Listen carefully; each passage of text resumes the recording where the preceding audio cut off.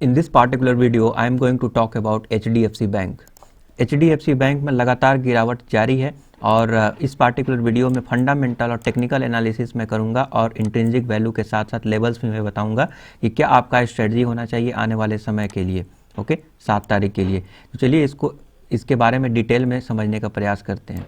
अगर हम निफ्टी 50 के बारे में बात करें तो आज थोड़ा बहुत तेज़ी बना हुआ है और अभी मार्केट में गिरावट ही है। एक कंसोलिडेशन फेज में अभी निफ्टी 50 है, तो ये करेक्शन ये जारी है अभी। और देख सकते हैं अभी 3.7% करेक्ट भी हो गया है। अगर हम टॉप से देखें तो मार्केट गिरने का रीज़न तो आपको पता ही होगा, कोरोना का केस का बढ़ना और बॉन्ड यील्ड का बढ़ना, ये सारे रीजन है और मार्केट का हाई वैल्यूएशन, ये सारे जो मेजर रीजन है जिसकी वजह से मार्केट में करेक्शन और कंसोलिडेशन देखने को मिल रहा है। नाउ इस गिरावट के सिचुएशन में आप चाहें तो बाई ऑन डिप कर सकते हैं। बहुत सारे स्टॉक करेक्ट हो चुके होंगे तो यहाँ पे अच्छा मौका मिलेगा बाई करने का। टॉप पे बाई करना थोड़ा रिस्की होता है, बट अगर लॉन्ग होरिजन के लिए अगर बाई कर रहे हैं तो बाई ऑन डिप के लिए ऐसा ही मौका ढूंढना चाहिए कि मार्केट में जब करेक्शन चल रहा है, गिरावट चल रहा है, तब आप अच्छे स्टॉक को बाई करें। नाउ HDFC बैंक 1442 में बंद हुआ है। इसका थोड़ा बहुत हिस्ट्री देखते हैं कि इससे पहले जब ये करेक्ट हुआ था तो कितना परसेंट करेक्ट हुआ था।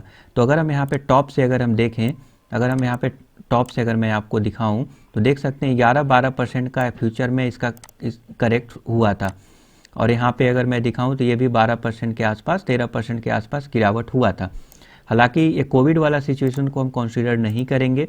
तो ऐसा सिनारियो जब आता है, बाई और डिप करने का अच्छा मौका बनता है जब मार्केट में 12-13% का फ्यूचर में भी इसमें गिरावट हुआ था और उसके बाद कम बैक किया था। तो इस टाइप का अगर गिरावट अगर मिलता है और मार्केट में भी अगर गिरावट का माहौल है, तब आप चाहें तो बाई ऑन डिप कर सकते हैं। तो नाउ अगर हम टॉप से देखें कितना परसेंट ये गिरा हुआ है तो देख सकते हैं अभी 10% गिरावट है। इसका मतलब ये है कि इस टाइप अगर कोई भी स्टॉक अगर बाई कर रहे हैं SIP या फिर बाई ऑन डिप कर रहे हैं तो आपको फाइंड आउट करना पड़ेगा कि इसका फ्यूचर रेप्लिकेट हो रहा है कि नहीं। फ्यूचर रेप्लिकेट तो यहाँ पे हो रहा है, 12% के आसपास का गिरावट। अब यहाँ पर भी संभावना है कि 12% का गिरावट हो। अगर हम यहाँ पे मैं दिखाऊँ टॉप से लेकर तो अगर मैं यहाँ से दिखाऊँ तो ये जो गिरावट अभी 12 टॉप से लेके अभी तक जो 9-10% का गिरावट मिल रहा है, आई थिंक ये बेस्ट मौका रहेगा बाई करने का। बट टेक्निकल भी हम लोग देखेंगे, टेक्निकल एनालिसिस भी करेंगे। तो चलिए अब इसका हम लोग फंडामेंटल एनालिसिस कर लेते हैं कि क्या ये स्टॉक बढ़िया है कि नहीं है। क्विकली अगर फंडामेंटल फाइनेंशियल ओवरव्यू अगर करें तो देखेंगे कि लगातार ये रेवेन्यू जनरेट हो रहा है, इसमें कोई इशू नहीं है, लगातार एक कांस्टेंट, ऑलमोस्ट कांस्टेंट यहाँ पे है। नेट प्रॉफिट अगर देखें तो नेट प्रॉफिट भी बढ़ते हुए दिख रहा है, it's okay. Earning per share अगर देखें तो दिसंबर 2020 तक ये भी बढ़ते हुए दिख रहा है। और मैं आपको बता दूं कि HDFC बैंक तो बैंकिंग सेक्टर में, प्राइवेट बैंक में नंबर 1 है, तो इसमें तो कोई बात ही नहीं है। और ये लार्ज कैप का स्टॉक है तो ये लो रिस्क के भी कैटेगरी में आता है। नाउ फंडामेंटल एनालिसिस बहुत वीडियो का लेंथ बड़ा हो जाएगा, इसीलिए मैं इसके कंक्लूजन पे डायरेक्ट आता हूं। तो अगर फंडामेंटल स्कोर में अगर बताऊं out of 10, ROC, company size, growth, इस सारे के हिसाब से, इन सारे के हिसाब से अगर हम बात करें तो जो स्कोर निकल के आता है आउट ऑफ 10 5.9 निकल के आता है ट्रेलिंग 12 मंथ में।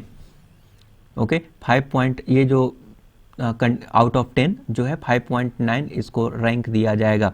और अगर पायोट्रोस्की जो कि बहुत ही फेमस जो है स्कोर मेजर करने का तरीका होता है, जिसमें आउट ऑफ 9 चेकलिस्ट हम लोग हर एक चेकलिस्ट पे 1 स्कोर देते हैं और टोटल इसे 2 स्कोर मिला हुआ है।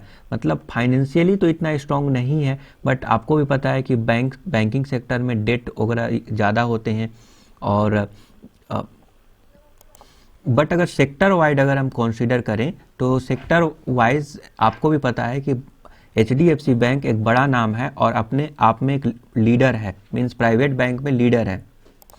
तो HDFC बैंक एक लार्ज कैप के कैटेगरी में आता है, लो रिस्क की है, रिस्क उतना ज़्यादा नहीं है, इन्वॉल्व नहीं है। हालांकि अभी थोड़ा फंडामेंटल उतना स्ट्रॉन्ग नज़र नहीं आ रहा है। और मैं आपको बता दूं कि NPA के न्यूज भी आएगा, अपना रिजल्ट जब पेश करेगा क्वार्टर रिजल्ट, तो NPA का भी न्यूज यहाँ पे आ सकता है। और जैसा कि आपको पता है कि इस मोमेंट में, इस इस समय कोविड के वजह से कई सारे लोगों के जॉब चले गए हैं और वो लोग लोन और ईएमआई सही से नहीं दे पा रहे हैं, तो एनपीए बहुत ज़्यादा क्रिएट होने की संभावना है।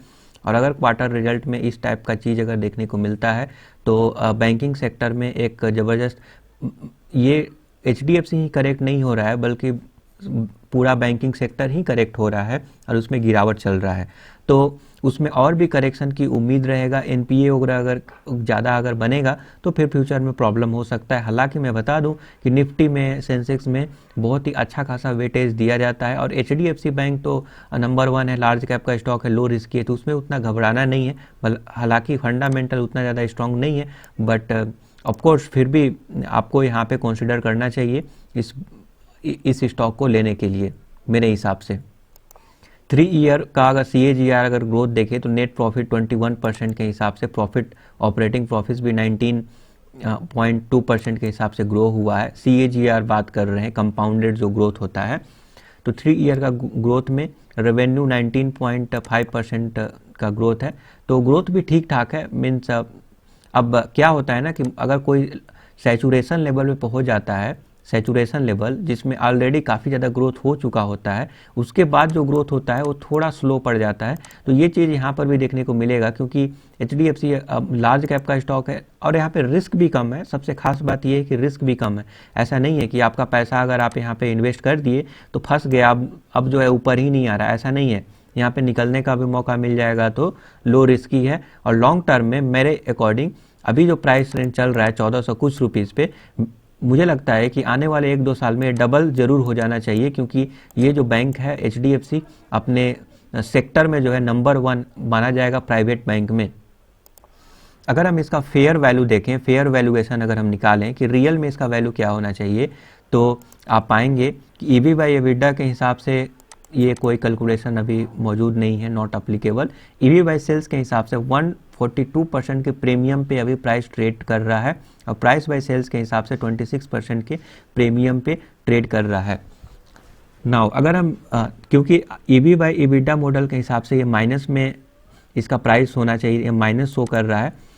ओके, नाउ अगर हम इंट्रिंसिक वैल्यू निकालें, मीन्स ये तीनों मॉडल का अगर मीडियन अगर निकालें तो मीडियन निकल के आएगा कुछ 872 के आसपास। मीन्स इसका रियल जो प्राइस होना चाहिए, रियल वैल्यू होना चाहिए, वो 872 के आसपास होना चाहिए।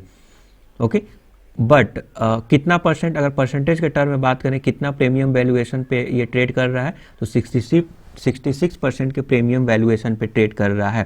पी रेशियो अभी 30.26 है और पीवी रेशियो 4.65 है और पीएस रेशियो 6.68 है।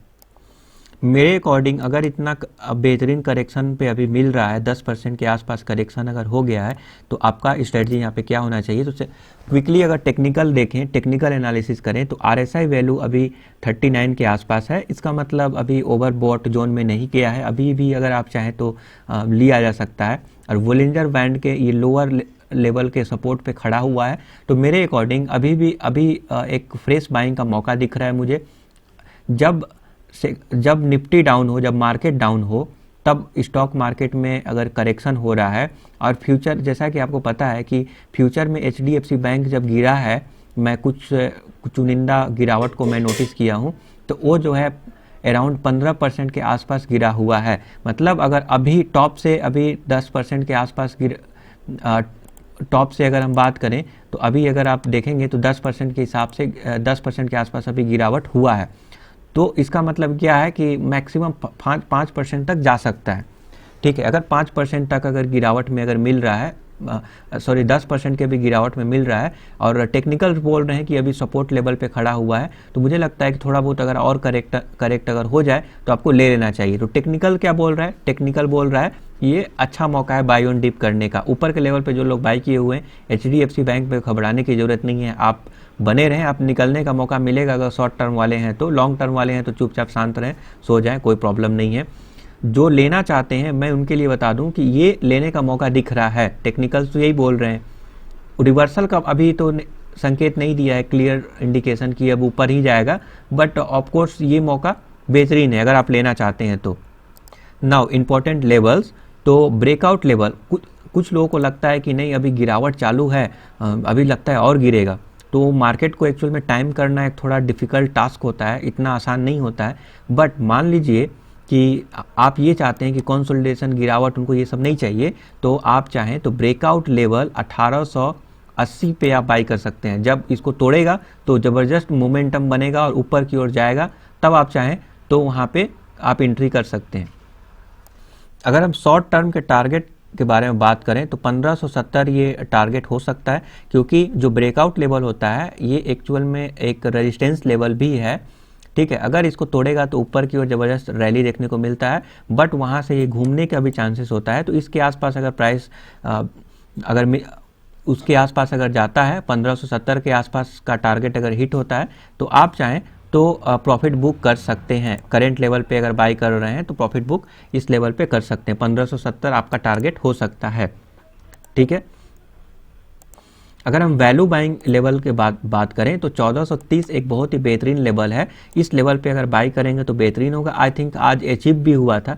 इस लेवल पे जो लोग बाई किए हुए हैं मेरे हिसाब से वो ठीक ठाक था, अच्छा बाइंग माना जाएगा। और अगर इसके बाद अगर और भी करेक्शन अगर होता है तो 1370 का भी एक लेवल निकल के आएगा। इस लेवल पर भी अगर इस लेवल पर अगर बाई ऑन डिप करेंगे तो ये भी एक अच्छा मौका रहेगा बाई ऑन डिप करने का, ठीक है। और स्टॉप लॉस बात करें तो लॉन्ग टर्म के पॉइंट ऑफ व्यू से तो स्टॉप लॉस ज़रूरी नहीं है, बट फिर भी अगर आपको सेफ खेलना चाहते हैं तो 1350 जो है स्टॉप लॉस लगा सकते हैं। मुझे लगता है कि इसको नीचे ब्रेक करना बहुत ही डिफ़िकल्ट होगा, तो आप चाहें तो इस लेवल को ध्यान रख सकते हैं, स्टॉप लॉस लेवल को। ज़रूरी नहीं है कि एक दिन में थोड़ी हिट होगा, बट फ्यूचर में अगर गिरते गिरते अगर 1350 के आसपास अगर जाता है तो आप चाहें तो इस पे नज़र रख सकते हैं और इस पे स्टॉप लॉस लगा सकते हैं। Thank you for subscribing the YouTube channel.